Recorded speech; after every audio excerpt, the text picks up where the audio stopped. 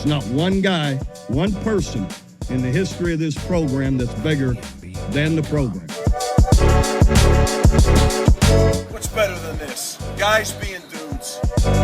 Oh, what's up, and welcome into episode number 109 of the Program Guys podcast. My name is Mason Prince, joined with you as always by Ryan Tyson, Mark Hall, Matt Gann, no Patrick Hertzberger this week. Today is Tuesday, February 13th. Be sure to like and subscribe on our YouTube channel. Trying to hit 2,000 subscribers on our YouTube channel. Helps us out more than you know when you click that subscribe button. Costs you $0, folks. Makes a great Valentine's Day gift. Let me tell you. Tell your girlfriend, tell your husband, tell your wife, tell your boyfriend, hey, honey, guess what I got you? I got you a free subscription to the Program Guys podcast. All you got to do is click a button. They'll love you forever. Also, you can follow us on all of our social media at Program Guys with a Z. You can find us on Spotify, Apple Podcasts, Google Podcasts, all of that good stuff. Gentlemen, how we living today? We're doing great. Just want to emphasize one of those points, especially if you're a dude. The demographics say we need you to tell your girlfriends about our podcast. Yes, Yep. Tell your girlfriends. A lot of dudes on the listeners. Yeah, usually if we start recording early enough, Matt Gann's changing. So, it's like, true. ladies, here you go. That's true. You know, you can get a little magic Matt is what we call him. That's me. Jesus. That's me. Ryan, how you doing? Hey, I'm good, baby. I'm about to leave on vacation. So That's sick, man. I'm excited. Yeah, flex on us some more, dude. I Flex on us am. some You more. know, I'm just casually flexing on you again, as Where are you always. heading? Where are you heading? We don't need to say that to the We don't public. need to People say might that. people might show up. You know, we're so famous. That's true, you know, but we hope you have fun on your vacation. Everyone recover from the Super Bowl. Also, let's start the show with this. How do we feel about the Monday after the Super Bowl being a holiday? No. Okay. No. Fair enough. Why? Why not? Why? What kind of like anti-worker bullshit is that, right? Yeah, corporate. What kind of corporate monkey are you, dude? Come on, man. Dude, what is that? Working for the man. What do you mean? The market needs our labor. Yeah, here's Ryan getting danced around. In corporate America. Welcome. God. All right. No, I just give your case. Give your case why we don't deserve it. I mean, so like in my opinion, I look, I know it's like the biggest sporting event of the year, but I think there's other things that could be considered holidays that are like not holidays that are more important or more maybe not more well known, but I don't think because you participate in watching a sporting event on a Sunday night that you shouldn't be able to get your ass out of bed in the morning and go to work. That's my opinion. Ryan's like, that's another day of taxable income, baby. Yeah, we got to get to work. yes, it you know is. what I mean? And There it is. I Really- don't get, guys. What's coming out of this is I have to use PTO for holidays at my job, so like I don't get their holiday. That'll do it. I mean, No. I like the idea because it's just it'd be a fun, goofy American thing that like other countries would bitch about and be upset that we do. And then we could just be like, you don't get it. How many Super Bowls have you won? And they'd be like, bloody none, because we just are trying to win the World Cup in soccer. Like, I don't care. Oh, in football, I don't care. I mean, They like you to basically, win whoever Super Bowls. wins the Super Bowl does kind of get a day off because who's expecting productivity? Like in spoiler alert, Kansas City today. You know, like, Kansas who's City the- closes their Yeah. schools yeah, on the day of the parade, which is kind it of already does happen for like the winner. Like it doesn't need to happen for the people that their team isn't even in it. You know, Counter. Let's say every fan, if given a day off the next day, would choose to do a little bit more with that Sunday, right? Suddenly, Super Bowl Sunday becomes a national holiday, and you're encouraged to go out before the big game. And there are shopping incentives on the weekends. It There might you go. become a tax-free weekend. You Mm. build this whole thing up, and then you're also boosting your local service industry because everyone's going to need to get those orders in. Right? Mark just wants Gigantic gambling pizza legalized orders, in Texas. gigantic That's wing all. orders. I'm not even getting to that. That's a completely separate thing. I didn't talk about that. I just think there's a lot of meat on this bone, and as someone who did not want to work today, it's something worth exploring. I definitely didn't want to work today either. Matt Gann, your thoughts? Counter to that, does anybody want to work any day? Nah, Like, not good really. points. But There you yeah, go. go ahead. Except for you, Ryan, who said no. Let's not get more vacation. I'd just be bored as hell if I wasn't working. I don't know what I would do. Matt, tell me. Tyson, let's face it. If there's any one of our teams playing the Super Bowl, none of us would want to be on that Monday. If it was the Dolphins, the Falcons, I the agree Vikings, with you. I agree with you. But What my I'll team say wasn't there, is- and it never has been in my lifetime. So That's the point there. Okay, so you'll never get a day off. So here's the thing. The NFL could easily incorporate 2 bye weeks, give another day to rest, and then make the Super Bowl on President's Day weekend. I'm sure they have thought about that. I don't know why they would be against it, but additional bye week, productivity at the NFL would be better. I mean, the players always complain about injuries and not enough recovery time, especially playing Thursday night games. I mean, add another week of buys and push it to President's weekend, problem solved. Matt Gann might have just solved all of the issues right there. He Wait, might have solved it. So y'all remember when we were out that one time and we ran into Roger Goodell and he gave us his card and said, yeah, I do. Yeah. give him a call if Yeah. we Mhm. come up with anything to improve the NFL. I think it's time to call that in. Raj Yeah. baby. Raj baby. Let's talk. Commish Gandel, come on down. That's right. Commish Gandel. Mitch Gandel on the case. Yeah, it's absolutely perfect. We're already on the Super Bowl. Let's go ahead and just rehash it a little bit since it is so fresh in everybody's mind. Your thoughts on the Super Bowl? I mean, how many of us picked Kansas City? I had All of Kansas us. City. All of We us all picked did? Kansas City. We all did. Okay. Did Patrick pick San Francisco or did he stay Kansas City? He did that weird thing that he does, He does where he picks was like- both. Yeah, he kind of picked both. He was like, well, San Francisco, like on paper, is like the better team. And like, like they're favored and stuff like that. And then he was like, at the very end, he was like, but I don't think they should be. And like, that's where he stopped. Okay. It was like, what? Love that. Okay, perfect. I gotta stop giving scores if he's not even gonna give scores. I don't do think that he now. gave any scores. I don't think so. No. But we all picked Kansas City to win. Kansas City wins. If you didn't watch, won in overtime. I think where I want to start is Kyle Shanahan has an issue. And that dude has got to figure it out. Because that is 4 double-digit leads either in the conference championship or the Super Bowl that he has had a hand in blowing. Insane. And Insane it's stat. nuts.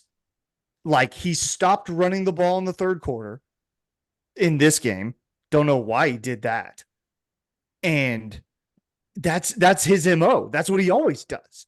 He did it in the 28-3 loss. Sorry, Mark, but I mean it's part of the thing. It's part of the lore. It is the lore of Kyle Shanahan. I just don't understand. And Patrick Mahomes is Patrick Mahomes, like we said. Like we talked about it in the last pod. Like Patrick Mahomes is the best player. And at some point he was going to take over.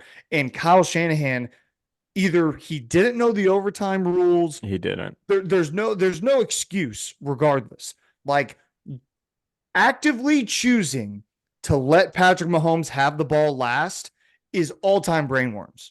All-time brainworms. No idea why you do that. The argument, I've seen 2 pieces of the argument of him. Basically what we're saying is like when the overtime 49ers won the coin toss, they elected to receive initially, which seems weird when in these overtime rules, both teams get at least one shot. Yep. The argument that I've seen is the Niners wanted to give their defense a break because they had just been on the field against the KC offense right at the end of the game. The second piece was if you get elect first, that means if you go into a sudden death situation, you're the first one with the ball. So say, for example, you have a field goal. If KC would have kicked a field goal instead of gotten a touchdown, then Niners go down, kick a field goal, they win the game. So like that's the argument I've seen. I still don't know why you would ever let Patrick Mahomes have the ball last. No I idea. just don't. I don't know. And especially if you're not gonna, if you're going to kick a field goal when you're within 10 yards of the end zone, I don't know why you do it. I don't know why you do that. So, yeah, there was some questionable stuff happening there at the end.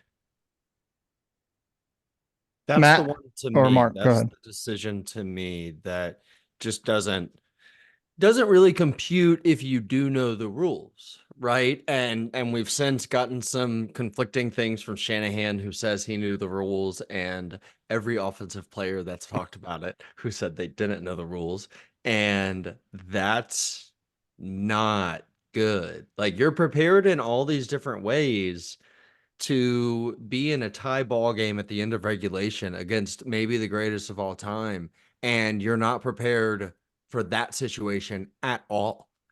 You did all of this for 2 weeks and you didn't care to see what it would look like when you got to overtime or game theory this out a little bit. No. So the last decision is 4th and 4 on the Kansas City 9, and they kick a field goal. Now, if there's an endless game ahead of you, I can understand kicking that field goal. You got one shot, one opportunity, sees everything you ever wanted in one moment. You've got to capture it, and they let it slip. And Patrick Mahomes' arms weren't heavy. He got him down the field and scored the touchdown that we knew he was going to score. You just know he's going to go down there and score. And then the Chiefs even say, hey, if they score a touchdown, we knew we were going for 2. Oh, yeah. We knew immediately because they knew the rules. They practiced it. Ultimately, in a game where we saw maybe the worst of Mahomes in this kind of environment, it was the coaching differences between Andy Reid and Kyle Shanahan that prove out the decision of the Super Bowl, like prove out the outcome of the Super Bowl. And overtime is just a microcosm of that. Matt? Yeah, it's crazy to think that this game was 10-3 at halftime. Yeah. And everyone thought this was going to be a high-scoring game, even though it did get close to the over, which is like 46, 47 points. But the way the defenses came out, I think that's what I was most impressed about, especially since San Francisco really giving up a ton of points and a ton of yards in their first 2 games to my Green Bay Packers, as well as the Detroit game, who looked like they couldn't stop Jared Goff and company the entirety of the game. But Kansas City almost gave this game away. I mean, multiple turnovers, especially in the Red zone. Red zone. Sorry, appreciate it, Mark. Patrick Mahomes throwing a pick that could have led in his own territory to more points for San Francisco as well. But it really came down to Jake Moody getting a blocked extra point that allowed Kansas City to drive the field to tie the game to even get to overtime. If Jake Moody makes that extra point, they might not even get to this point. San Francisco might have just been the Super Bowl contender. So it's very impressive. The defenses, obviously, in the first half of the game, really came and swamped both offenses. And then Brock Purdy just looked like Brock Purdy. He looked like a last-round pick of that draft class. I mean, a lot of overthrows, a lot of throws short, and they were getting a lot of pressure after him. But it's inevitable. This is what Patrick Mahomes does, give him the ball last. Everyone knew in that stadium that when he got the ball, that he was going to go down and win. That's exactly what they did, and the dynasty continues. What's wild to me, not even wild, it's kind of what we all expected. There was members of the Kansas City defense post game saying we wanted to make Brock Purdy throw. And like to hear an NFL team like say that out loud just like is nuts. And I mean, if they said that about my quarterback, I'd be like, damn, that hurts. But like, it's true. Like, it's what we all kind of thought, right? And I think there was a time in the game where I was like, has Brock Purdy thrown a ball more than 10 yards downfield? Because there was a lot of Christian McCaffrey dump offs, a lot of Debo dump offs, all of that stuff. It felt very vanilla, but it worked. Like, credit to San Francisco, they moved the ball in that first half pretty effectively. That fumble by Christian McCaffrey in the red zone turns out to be like a big miss, I think. Or maybe he was at the 20. I think he was about the 25, maybe not in the red zone yet when Christian McCaffrey fumbled, but at the beginning of the game. But the last point I want to make is this. When the Chiefs needed a play the most, who did they turn to? Travis Kelce, Patrick Mahomes. They put the ball in those guys' hands and said, go win the game. There were multiple instances that I can think of on that final drive. 4th and 1, San Francisco calls a timeout. You go back out there, you're in overtime. You got to get it or the game's over. What do? You don't call like a little drop back. You give Patrick Mahomes the ball, you roll him out right, and you basically give him a run pass option. Brilliant play calling. No one even within 15 yards of Patrick Mahomes because they're all terrified of letting someone else catch the ball. It's brilliant. Then you're 3rd and 7. You need a first down. You're not in field goal range. What do? Little drag route to Travis Kelce, being covered by a backup linebacker. Can't cover him. He's out the gate for 30 yards. And now you're in business. Then you go down to the goal line. What do? You need a touchdown to win the game. Game on the line. Patrick Mahomes gets the ball, rolls right, put the ball in his hands, let him make the right decision. Cole Hardman wide open touchdown. Like There's that's there's what a you really do. cool clip of that play too, where Travis Kelce is the reason that it scores. Yeah. He is the decoy on the play. Charvarius Ward runs with him, and you can watch him go from running his route to realizing he's got that guy on his hip to watching the screen because he knows it's going to work. There's only one guy that can cover both Kelce and Hardman who makes the play, and it's the best of all time at possibly the best of all time at two positions, playing for maybe the best offensive coach we've ever had. And like that's a tough combo, man.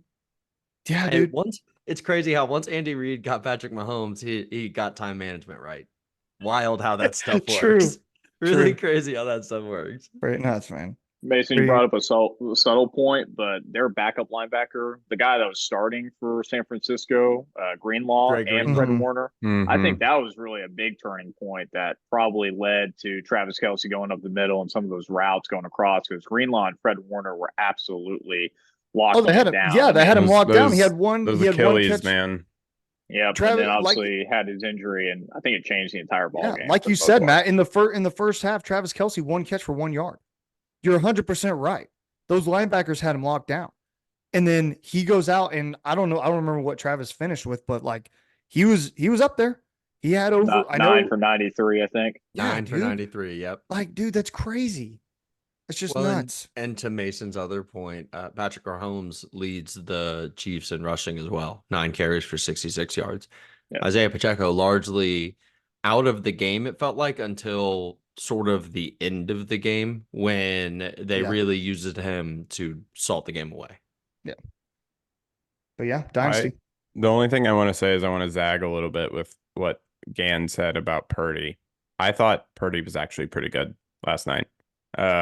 He did everything that team needed him to do to win that game.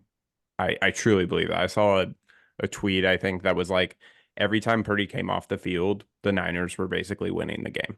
And then Mahomes, you get the ball in Mahomes' hands, and he goes down the field and he does things. And I think that the muffed punt that the Niners had, I think the missed extra point to Gann's point earlier, that dude I think had made 87 out of 87 extra points all year and missed like his first one in the biggest game. Like that stuff is the reason that this team lost this game. And then add on to that in overtime, the coaching decisions.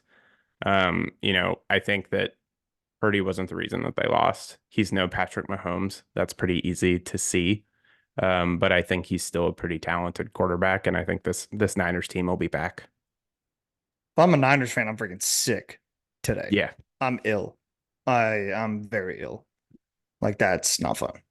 We need to get with some sort of statistician and build a metric that's just like, hey, weird shit happened. And it would encompass like the Chiefs 3 fumbles, but only lose 1, right? Yeah. Like weird shit happens. It only affects you 1 time, but it was weird twice. And you could put all sorts of stuff in there. Actual interceptions, almost interceptions, sacks where the quarterback's head hits and he doesn't go out, but we all know what's up. Because last night had a lot of that. We had the blocked extra point. We had weird decision making on fourth downs here and there. We had so much Brock Purdy throwing the football, 38 pass attempts. That's a It's lot. a lot. It's a lot. Christian McCaffrey finishes with 80 yards rushing, well under his 92.5 total. And it felt like he was running so good at the beginning of the game. Especially at the And- end, too. In overtime, he was running really well. It's part of the Shanahan thing, man. Yeah. He can't look up at the clock and think, okay, time to put this one away. He doesn't know how to get his foot off the gas a little bit. There were 3 straight drives where they went pass, pass, punt, pass, pass, punt, pass, pass. Sorry, pass, pass, pass, punt, pass, pass, pass, punt, pass, pass, pass, punt. How do you do that when you have the best running back in football? Offensive player of the year. Yeah. Just it's crazy. It's nuts to me. Do you guys think Shanahan might be racist? Jesus Christ. We No, need but to this- have a dialogue. We need to have a dialogue. What, Matt? Just a question for the two teams that are a little bit questionable in quarterback going into the season. A hypothetical for you, Mark or Tyson. Would you want Brock Purdy to be your starting quarterback No. heading into next season? No, but we're not running Shanahan's offense. I agree. I don't think Brock Purdy had a horrible We game also don't last have night, Christian but McCaffrey. I don't think he fits into any other system unless he has a Brandon Ayuk. I Christian agree with you. McCaffrey, a I Deebo agree with Samuel. you. So I was But just no, curious if yeah. you thought he was good enough to play for the Vikings. Like I think both things- or if Mark would feel comfortable. Would I leading take him Bijan over and boys. Josh Dobbs? Yes. So like we're talking like bare minimum here. Yeah. So, I actually think there's a degree to which, like, yeah, Brock Purdy could start for a handful of teams. It's not just this one, but this one works for him because all he really does is what Shanahan wants him to do. Like, that's the reason it works. He would absolutely start over all the guys that the Falcons have on the roster right now, but I would not consider quarterback positions solved by adding Brock Purdy, especially when you consider his contract comes to an end after next season. And if you're Brock Purdy, you've been getting paid like the last pick in the draft for 4 years at that point. It is time to cash in. So what does that look like? Quarterback market money is like $50 million. Ain't no way you can afford to do that and keep this core together. So next year is going to be an interesting, maybe last chance for this version of the 49ers to really put it all together. Yeah. Devastating loss. Devastating loss. especially because Yeah. this was supposed to be Kansas City's down year. It's so dumb. It's just so dumb. This There's no team, such dumb. thing. It's because you can't give Patrick Mahomes life. they're gonna restructure that Mahomes can't. contract. It's gonna be less of a cap hit. They're gonna bring in more. Yeah, dude, they're just talent. gonna kick It's the just- can down the road and wait God. for the cap to increase, and that's fine. There's no shame in that game. That's the game. That's what you do. I get it, Yeah. but like, yeah, dude. Anyone who thinks the Chiefs are going anywhere, We're not going did anywhere. the Patriots go anywhere with Brady? No, dude. They figure out ways to make it work, and it's gonna work because he's there. That's just the way it works. Now, if Andy Reid retires at some point, I'd be really interested to see what happens with that scenario. That's interesting to me, but we're not there yet. I don't think Andy Reid's retiring. We know Travis Kelce's not retiring. He said it last night. So those three are there. So it's curious how long they can get this thing going. Because Patrick Mahomes is 28. Oh, he's got Stupid. Holy crap. if he wants it, he's got 12 more Yes. years. You know, 100%. Because he's mobile, but he doesn't run as much as like you would think he does. well, Like, he led the team in He rushing also last doesn't night, get but hit like, he as doesn't much get hit as a lot of because his people. offensive line's amazing. And because he can squirm out of things. So he's not athletic, but he's got that like wiggle yeah, all the to wiggle. his running that Mhm. keeps him from ever getting hit, and he slides really well. He's got a great sense for it. He's not gonna get just rocked the way some of other, watch a Jaden Daniels highlight tape. There are highlight tapes of just his being hit. Patrick Mahomes never puts himself in danger like that. He'll play for 15 years if he wants. this is his world, and all of our football teams are just living in it. Yeah. Oh yeah, dude.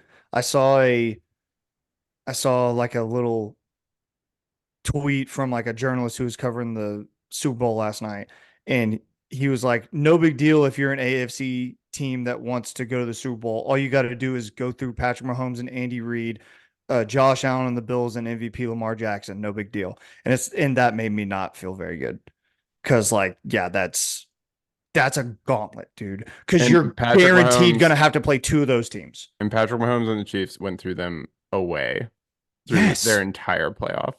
Yes. It's unbelievable that this was supposed to be a down year for them, and It's crazy. they took one of the hardest playoff schedules you can have and won the Super Bowl. It's so stupid. They went through like all the competitors at quarterback except I for know, I like know. Burrow It's and ridiculous. You Yeah. know, like they just run roughshod through Tua, through Josh Allen, through Lamar Jackson. Joe Burrow didn't even get there because he's hurt. You know, prayers up to my guy Joey B. And Justin Herbert didn't get there because he's just not good enough to take his team there. Like Mahomes is that much better than all these other dudes. He just runs through them. It's crazy. Like It's how does anyone else stand a chance? It's like it's that's what I took away when I'm not even talking about the Packers for not Nice, no. That's what I took away when they won this game last night. I was like, this is a quote unquote down year for the Chiefs, and we're not like they are going to be heavy favorites to repeat again next year probably and be the first team who wins the Super Bowl 3 times in a row. Like and maybe the bettors are out there. Mark would know better than I am, but that would be like my instinct is that it is going to be on them. They And did open as favorites, yeah. Oh, they did? Okay. Yeah. And I'm not Yeah. surprised by that because like how do you bet against this team? Like they looked like a different team throughout the first 12 games of this year, and then they just like kicked something in the gear during the playoffs and became the team that everyone knows they could be. I mean, Nuts. again, if you give me like Chiefs or the field next year, obviously you take the field just because of the odds, right? Like your odds are better. Well, if you're even odds, sure. Yeah. Yeah, for even odds, yes. So like I'd take the field, but yeah, like to all the points that Ryan made, this was supposed to be their down year, and by all indications and statistically, it was their down year, and they still did it.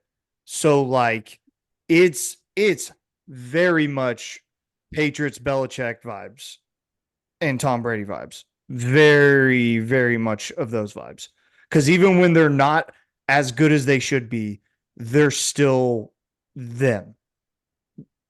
The thing to look out for is going to be Travis Kelce's ability to maintain for an entire season and for entire games during an entire season, because we saw it throughout this year and throughout the playoffs. Just an inability to be that guy the entire time. Like he'll have a drive where he and Mahomes are just on point, and then he'll have another drive where they're just on point, and then he's just sort of floating out there for a couple drives.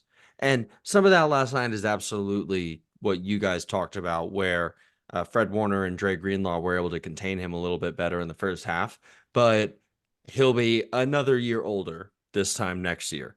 And that's the person who Mahomes predicates the offense on. Hey, where's Travis whenever I need all of this stuff going? If anything goes up with him, if he, just loses a step physically, that would be where I think the only crack in the foundation here. They're so good. Yeah. Let us know down below in the comments what you thought of the Super Bowl, your thoughts on Brock Purdy, Patrick Mahomes, all of that stuff. We love reading every single one of your comments. All right, Matt, let's go ahead and circle the Waganns first. You want to do that? Let's go ahead and get there. Yeah, we can Matt? get there. Okay. Absolutely. Love that. Big opening weekend. I'll go ahead and jump into probably the biggest program that's trying to defend their back-to-back titles. That's OU softball and Patty Gasso going for their third straight.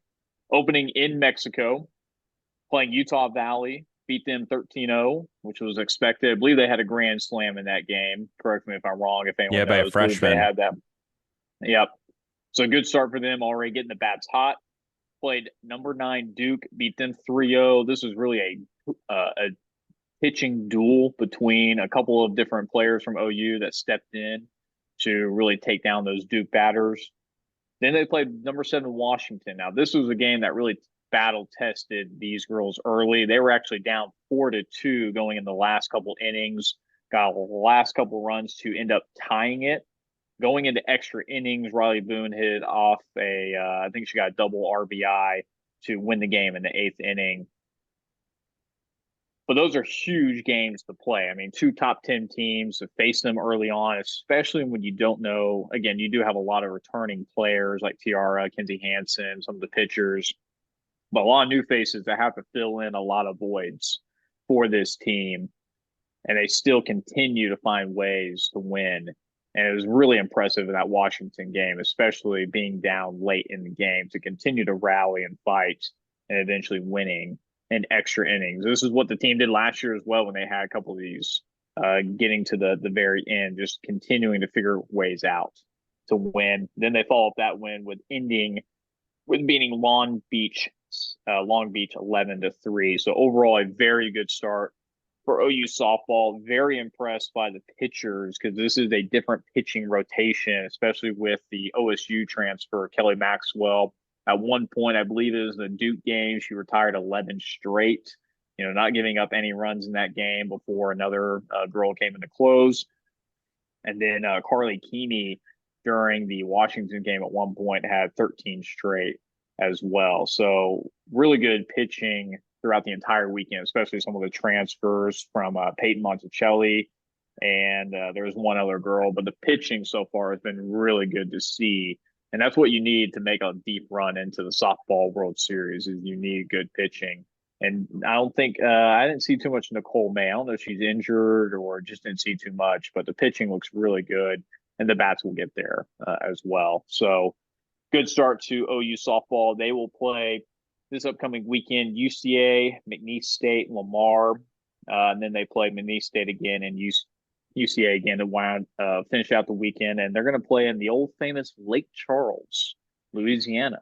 Oh, So not sure if anybody's been there recently, but boots on the ground. Hello.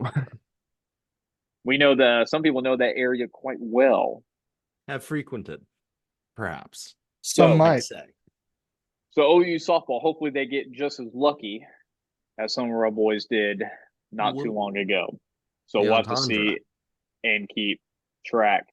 Heading into the other side of things, OU men's baseball, I have to hit it on because Mark's wearing an OU baseball jersey currently. They start their season this Friday, and they play a little bit of a round-robin tournament. They're going to open up with Oregon. So this is all in Arlington, Texas at Globe Life Field. They're going to play Oregon, Tennessee, Nebraska, and Dallas Baptist. So pretty good games to see how this OU men's team and their coaching staff, as they get prepared for the last year of Big 12 play as they enter SEC, which there are a lot of good SEC teams. So this coaching staff, Skip Johnson, is going to have to figure out this year, but heading into a gauntlet, the SEC next year.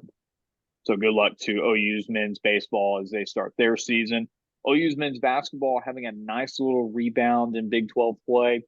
Currently 18-6, 6-5 overall conference play. They were 4-5 just over a little bit a week ago, but got 2 big wins over number 19 BYU and beating Oklahoma State 66-62 at home.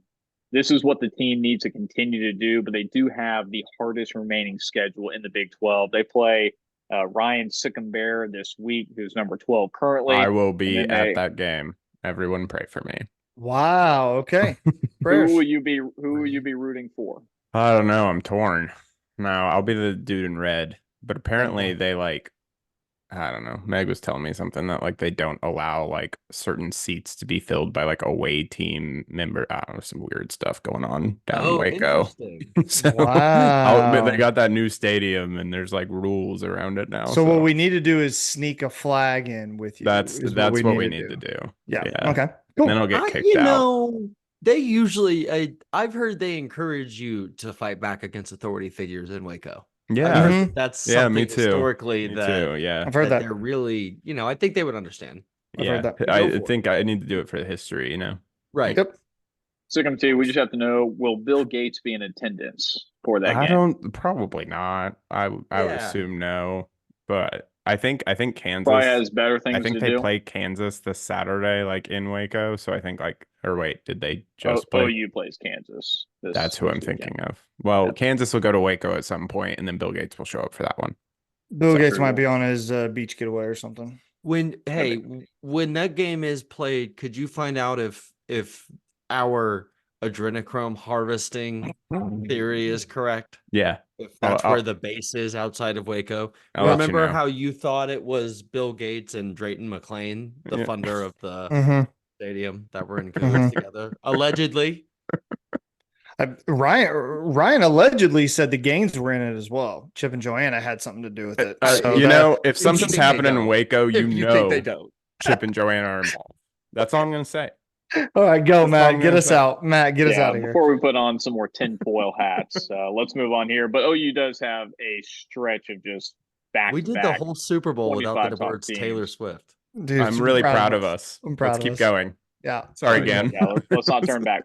But they will play number 6, the Jayhawks, who they lost to just a few weeks ago. So hopefully they get bounce back win. But they currently are on the bubble watch of potentially being the last one in or last one out. So these next couple weeks stretch of games against these quality top Big 12 opponents, they consider these quad ones. These victories could be huge in determining if OU makes the big tourney. They're on the big dance. bubble. They Mhm. just were ranked 25 today. That's on the bubble. There's 64 teams in the tournament. Based on their quad wins, it's That's if weird. you check the quad wins, That's it's not that super great. weird. Because OU doesn't have very many You good look at the quad squad. one wins. Yeah, You look at gotta the quad. gotta Yeah. look at the quads. You know what upsets me? And I know I'm just like old guy yelling at the moon with this, but did we talk about quad wins 5 years ago? No. 10 years ago? I don't remember the phrase, and now it is the phrase du jour. Matt, explain. Yeah, so there's like a couple different quads that the bracketology uses. Quad one, Bracketology? What the? Do it, Matt. You're bringing politics into my basketball, Matt Gann.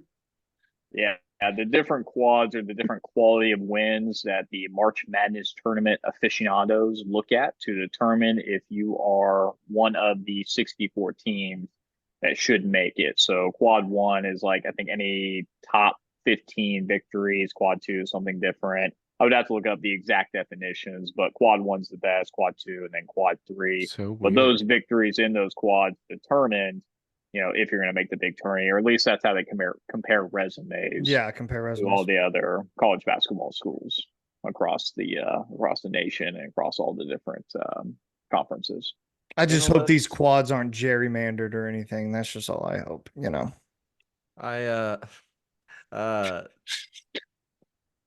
I got Mark there. That was good. I'm glad. All right. Look, the analytics to all this stuff is cool, but I do sort of miss when we went off vibes more with college football. I love vibes. Or not college football, so college sports, right? It's just a little easier, I think. Quad wins. I agree with you, but let's talk about a team that's gonna make the Big 12 or the Big Dance. By the way, they're playing OU women's basketball, currently 17-6. They continue to roll in conference play. I love you, Jenny. 11-1. This team is steamrolling their way through. Now, not as tough as a conference as OU men's basketball is currently playing, but they're taking care of business. Beat DCU 72-55, and then beat Iowa State 86-72. Now, they do have 2 upcoming games that do matter. They will also play Sukhum T's 21 ranked Baylor tomorrow, I believe, and then number 14 West Virginia this week. So hopefully they can get a couple more victories under their resume belt as Jenny B continues to roll through Big 12 play. 2 more things to update here. Men's gym currently 6-1. They beat California on the weekend. They'll compete against Simpson College. And women's gym continues to also their utter dominance. They beat BYU, Utah State, and Texas women's this weekend with a score of 180 or 198.45, which again is just a ridiculous score. And they will compete against Arkansas, West Washington, and California this weekend. So a lot of the programs already in play. I know men's and women's tennis are also got a few games this weekend as well. And obviously OU baseball will start. So the crux of the spring sports has gotten on the way, and a lot of programs trending upward in the later part of their seasons. That is Circle of Waganns. Thank you, Matt. Very extensive. Real quick here, get to a couple of crystal balls that dropped the last week since we've been out of potting. It's 4-star 2025 running back Tory Blaylock, 5'10", 175 out of Scotia. I think it's out of Scotia High School. Nope. Atascocita. Oh God. Yeah, well, I think you just got the I and the S in wrong places there. No, so this is the one from last week, the guy that I talked about, attended junior day, Tory Blaylock. 247 has him listed at 5'11", 190, and that's better for my purposes of talking this guy up. He's got speed you can't teach. It looks a little bit like what Gavin Sawchuk had that freshman year, where it's like, hey, I don't know if you're going to be everything, but I know you have this one thing. And you can see that even though Jeff Lebby has left the offense, guys like that still really pique an interest for head coach Brent Venables and whoever's running the offense, right? Seth Luttrell, Joe John Finley, Emmett Jones, through whatever combination of things, they still want to get those guys. DeMarco Murray, sorry, Tory Blaylock. But yeah, so that's what I got on that guy. He's pretty good. I'm close, man. I'm close to dropping a ball. He's a legacy too. And I think he's going to get there, but dude's got offers from Alabama, Auburn, Florida State, Georgia, Nebraska, Ohio State, Oregon, Tennessee, Texas, all over the place. Pick of the litter. Yeah, you know, he could go to anywhere in the country, but he wants to go to the place in the country. Matt, any thoughts? No thoughts. I have no idea who this guy is, but more thanks for bringing it to our attention. Hopefully it comes our way. Oh, sorry. I was talking like I was Patrick. That's who I was filling in for. Okay. No, that's great. No, Patrick would be like, I love the vibes. Like, this is great. Patrick's a big vibes guy. He's a big massive vibes guy. You know who else has solid vibes? 4-star 2025 athlete CJ Nixon, 6'5", 216. This guy screams tight end to me. Weatherford High School out of Weatherford, Oklahoma. Gotta love it by an in-state guy. Confidence level of 60 by Josh McCuistion of on 3. So again, to me, that's an in-state guy. That's a guy at a position of need like tight end. That'd be a lot of fun to see him. Maybe he can slim down, maybe play a big part in a red zone wide receiver if you need him to, or put on weight to become a bigger body tight end. Love the flexibility with that guy for sure. Someone else go first this time. No, I mean, like we've talked about this the last 4 weeks, guys. I don't know these guys yet. I'm going to be honest with you. Like, I know him. I know him just because early. he's in state. I know him just because he's in state. That's how I know him. I'm excited.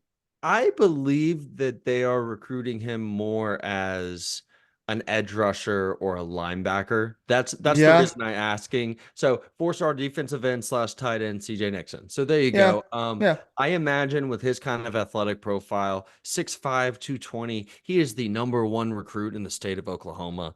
I think that Brent is going to want him on his side of the ball. Yeah. But, you know, I'm sure we're also recruiting the hell out of the defensive line and did in 24 also. Mm-hmm. So if you end up with a surplus of goods on one side, maybe you see which of these athlete recruits can slide over to the offensive side of the ball. One thing I want to point out just real fast, if the Oklahoma Sooners do secure the commitment of CJ Nixon, Oklahoma will have secured the commitment of 1, 2, 3, 4, 5, 6 of the top 10 and 7 of the top 12 players in the state of Oklahoma.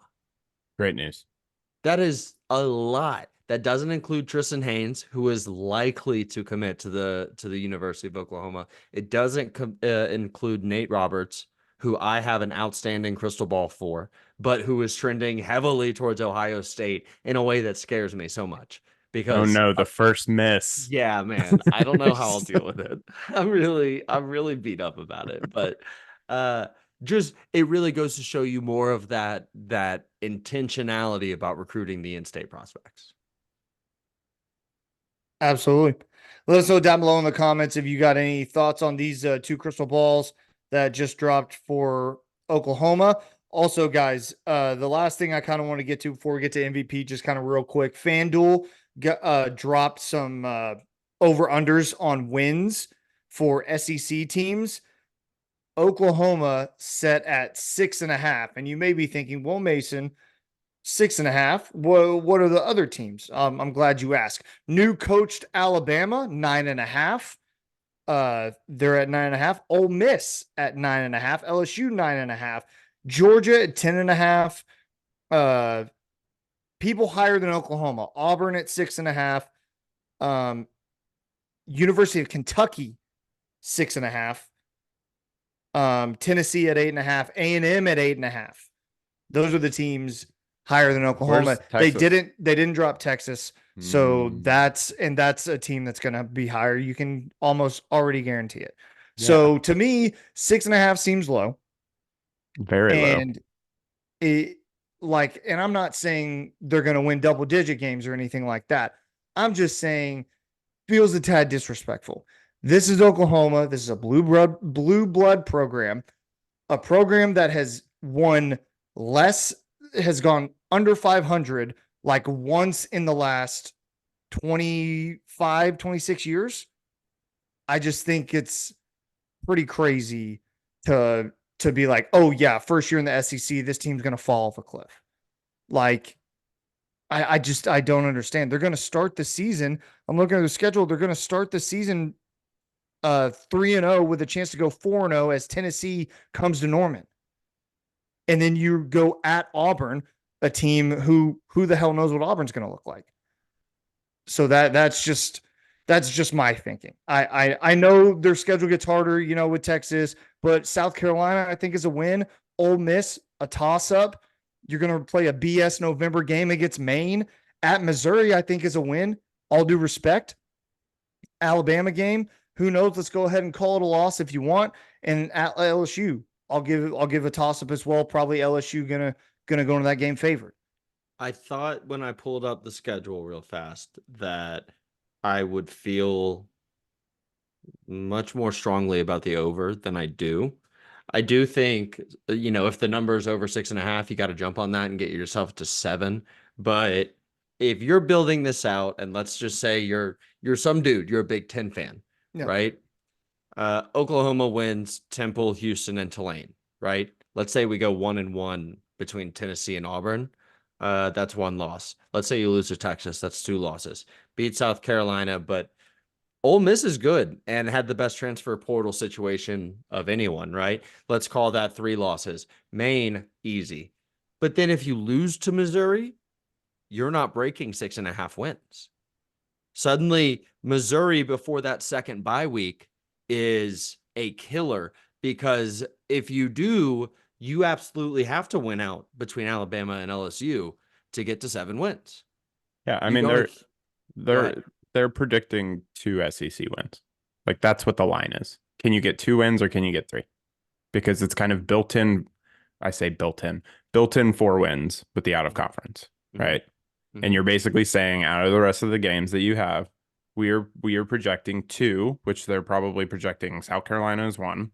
And then what? Throw in Auburn, maybe? Missouri. Tennessee comes to town, whereas we're going to Auburn. Is the only thing I can think there.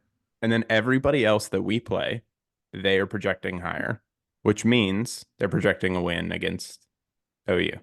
Right. I think that's a little wild, personally, to just have 2 SEC wins the first year. I'm expecting a little bit more than that, or else I think this season is going to be incredibly disappointing. I'm not expecting probably a 10-win season. Yeah. I'm but not For either. a wild ride week to week with Ryan. Yes, I'm you are in not. a wild ride with me. I've always been this though. This has always been me. I haven't changed. No, you're the same. You're the same guy. Matt, I want your thoughts. Yeah, OU fans and the football program always going to have high expectations to get double-digit wins or bust. Really, I mean that's just the standard of excellence that OU football has on themselves. But this might be the year, just like it was BV's first year, where there's probably going to be more losses on the table with these quality opponents. I mean, this is the first time, right, that these quality opponents are back to back to back. I mean, especially the last 3 weeks at Missouri. Bama coming in town, even with new head coach, and then finishing it at LSU in Death Valley. I mean, that's an absolute gauntlet, right? I mean, that is no joke. You have to be on your game every single week. I mean, there's not a week off for that. And so I get where the line is at, especially with the uncertainty of is Jackson Earl the guy? I mean, we obviously saw the tools and what he's capable of. But this is essentially a first-year quarterback playing one of the toughest schedules in the whole nation. We're not even just talking about OU playing the SEC. We're talking about the entire nation. And so it's definitely going to be a proving ground for BV and company. Is that defense good enough to keep up with the big boys? And is Jackson Earl the guy? I get why the line is so low, and I definitely could see potentially 6 losses on the calendar. I hope that's not the case. Hopefully we can overcome in the first year, because that's only going to be big for OU moving forward in recruitment for this program, players staying around and really buying in. This is kind of the turning point, the inflection point for the OU football program. If it does not go well this season, I think it's just a domino effect after this, because this is what recruits and players signed up for, is OU football program to compete and win these types of games year in and year out. This is really a prove it year, I think, for BV and company. I can agree. Anybody, anything else before we get to MVPs? Cool. Let's get to our MVPs of the week. Follow along with us down below in the comments. Name your MVP of the week. Mark, I'll start with you, man. Who's your MVP? Yeah, I'm going to go LVP, actually, and it's going to be the players on the Alabama roster, especially those on the offensive side of the football. This past week, new offensive coordinator, Ryan Grubbs, who was hired along with Kalen DeBoer from Washington, returned to Washington, accepting a job with the Seattle Seahawks to be their offensive coordinator instead. Now, he should go do that. This is when the musical chairs happens, right? This is when it happens. This happens to people all the time. Bill O'Brien just got a gig with the Boston College Eagles instead of staying as OC at Ohio State. The thing with this one, though, is he leaves and announces his departure one day after Nick Saban's 30-day transfer portal window closes. Because it's been 30 days since Nick Saban's retirement, those kids don't now have the opportunity to leave because an assistant leaving doesn't enable you to. But they all signed up for this experience assuming he would be there. And now there's just going to be some other dude.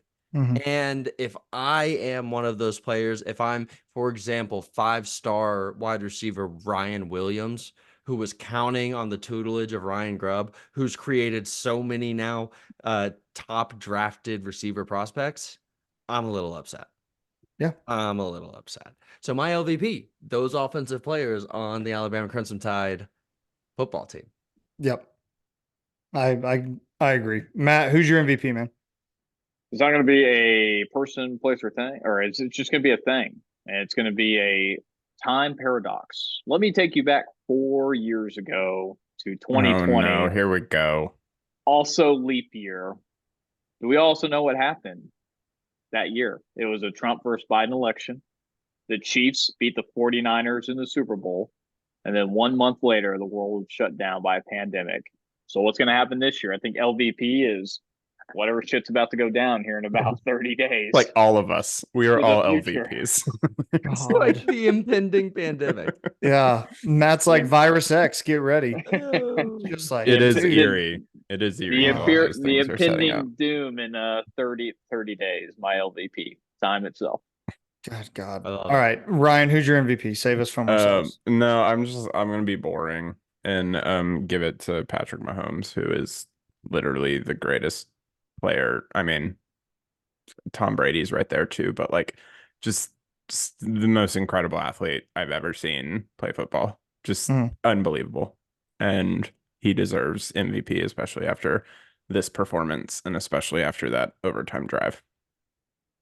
My MVP is testosterone, and I'm going to tell you why.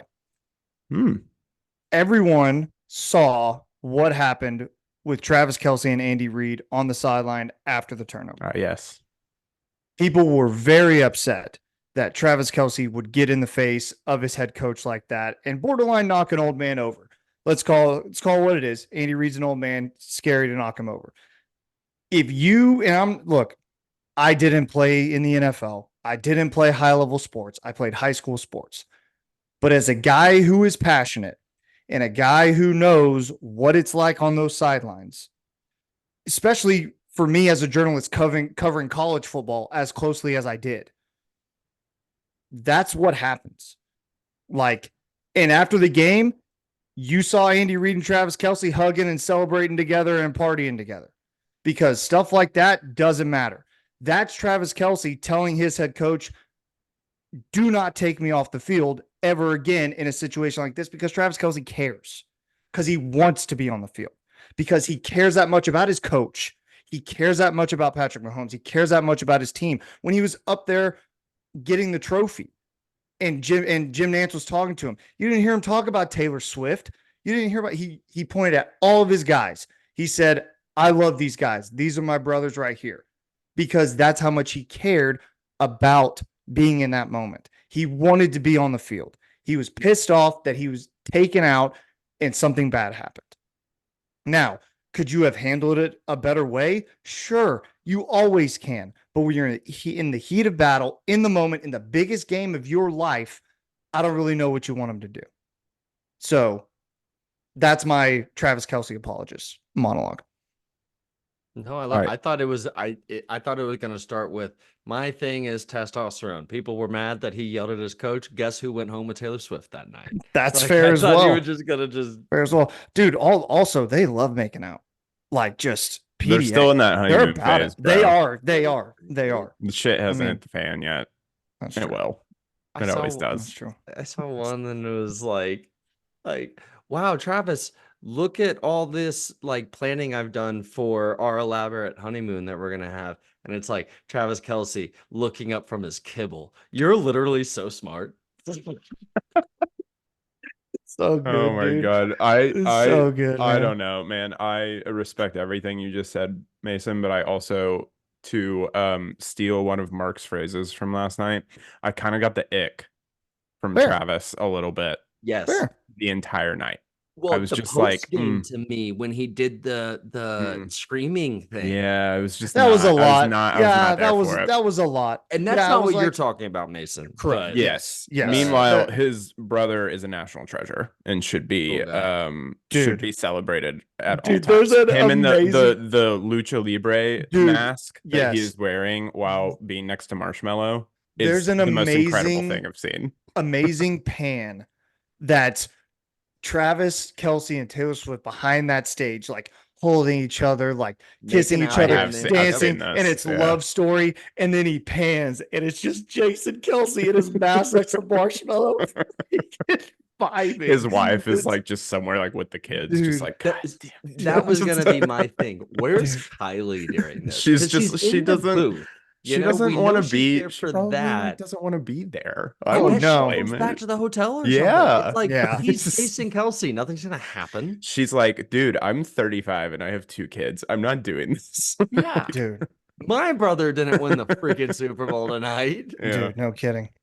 And with that, that's going to do it. Episode 108 is in the books. We appreciate you guys tuning in for this week. We'll be back with you 109. next week. 109? Did I say It 108? is 109. Okay. Did I say 108? I say It's 109 now. 109 for the people. Be sure to like, subscribe on our YouTube channel. Follow us on all of our social media at Program Guys with a Z. You can find us on Spotify, Apple Podcasts, Google Podcasts, all that good stuff. We'll be back for a show with you next week. Sans Ryan, but probably with Pat again. Hopefully, we'll see. We'll find out. But that's going to do it. We'll see you next week. Matt, take us out. Keep pushing it, baby. There's not one guy, one person in the history of this program that's bigger than the program. What's better than this? Guys being dudes.